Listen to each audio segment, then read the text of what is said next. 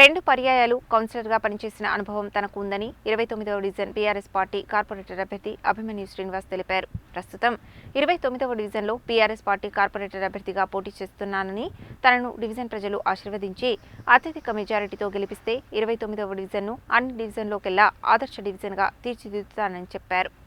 29వ division BRS party corporator అభ్యర్థి అభిమన్యు శ్రీనివాస్ గురువారం division పరిధిలోని జమళ్లగూడ, లైన్వాడ, నెహ్రూగంజ్ ప్రాంతాలలో ఎన్నికల ప్రచారం నిర్వహించారు. ప్రచారానికి వెళ్లిన ఆయనకు డివిజన్ మహిళలు, యువకులు ఘన స్వాగతం పలికి స్వచ్ఛందంగా అభిమన్యు శ్రీనివాస్ కు మద్దతుగా ప్రచారం నిర్వహించారు. ఈ సందర్భంగా 29వ డివిజన్ బీఆర్ఎస్ పార్టీ కార్పొరేటర్ అభ్యర్థి అభిమన్యు శ్రీనివాస్ మాట్లాడుతూ, కౌన్సిలర్గా 2 పర్యాయాలు గెలిచిన వాడను అద్భుతంగా అభివృద్ధి చేయడం జరిగిందని, ప్రస్తుతం నల్గొండ కార్పొరేషన్గా మారడంతో కార్పొరేషన్ ఎన్నికలలో 29వ డివిజన్ కార్పొరేటర్గా ఎన్నికల బరిలో ఉన్నానని చెప్పారు. ఈ డివిజన్లో నెలకొన్న సమస్యలన్నీ తనకు తెలుసని, డివిజన్ ప్రజలు ఆశీర్వదించి అత్యధిక మెజారిటీతో గెలిపిస్తే నల్గొండలోని 48 డివిజన్లలో 29వ డివిజన్ను ఆదర్శ డివిజన్గా తీర్చిదిద్దే బాధ్యత తనదని తెలిపారు. డివిజన్లో నెలకొన్న డ్రైనేజీ సమస్యలకు శాశ్వత పరిష్కారం కల్పించి కాలనీలను సైతం సుందరంగా తీర్చిదిద్దుతానని అన్నారు. ఈ కార్యక్రమంలో చక్రి, అఫ్జల్ ఖాన్, అనాస్, నదీం, కొండా విజయ్, కొల్లోజు యాదగిరి,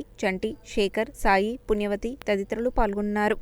శ్రీనివాస్ 29వ వార్డు నుంచి నేను కార్పొరేటర్గా పోటీ చేస్తున్నాను. 29వ వార్డుల లైన్వాడ, జమల్గూడ, బషీర్బాగ్, గిల్కానా, హాజాబౌలి ఈ ప్రాంతాలకు చెందిన ప్రాంతాల్లో నేను పోటీ చేస్తున్నాను.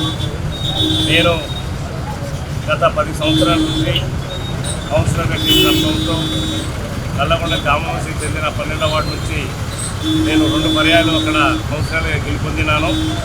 ఇప్పుడు ఆ అనుభవంతో 29వ వార్డులో కూడా ఎలాంటి సమస్యలు ఉన్నా కానీ వాటిని పరిష్కరిస్తానని, ముఖ్యంగా నా దృష్టికి వచ్చినది డ్రైనేజీ సమస్య చాలా బాగా ఉంది. దానిని నేను గెలిచిన వెంటనే ఆ యొక్క డ్రైనేజీ సమస్యను పూర్తి చేస్తానని, అదేవిధంగా అక్కడ కమ్యూనిటీ హాల్ ఒకటి, ఇలాంటి చిన్న చిన్న ప్రాబ్లమ్స్ చాలా ఉన్నాయి అక్కడ.